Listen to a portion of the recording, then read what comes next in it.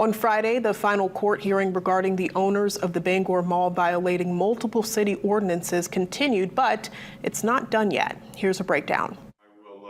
Over 6 hours of testimony, the judge heard from witnesses representing the city. However, they did not get to the witnesses on behalf of the mall.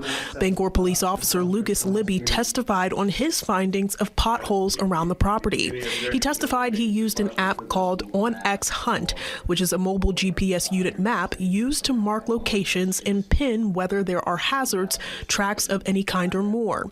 This is how the officer pinned, located, and shared the potholes surrounding the property, which was then provided to his lieutenant. Amanda Smith, Director of Water Quality Management for the City of Bangor, also testified on behalf of the city. When she was asked about the work that had been done to repair the property, she said, quote, "There has been no work done," unquote.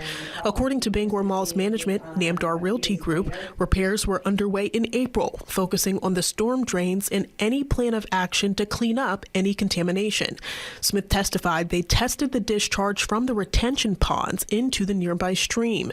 She says they tested nearly every week, sometimes twice a week from August 2024 through November 2024. Smith testified a major concern is the E. coli levels revealed from the testing. E. coli is an indicator of contamination, so they aren't aware of other toxic chemicals in the raw sewage coming out of the mall's sewer lines. Other witnesses included an enforcement manager for the Bureau of Water Quality Control for the Maine DEP and Richard May, the stormwater utility manager for the city of Bangor. According to city officials, the judge indicated the next hearing for testimony from the remaining witnesses may not happen until August or September.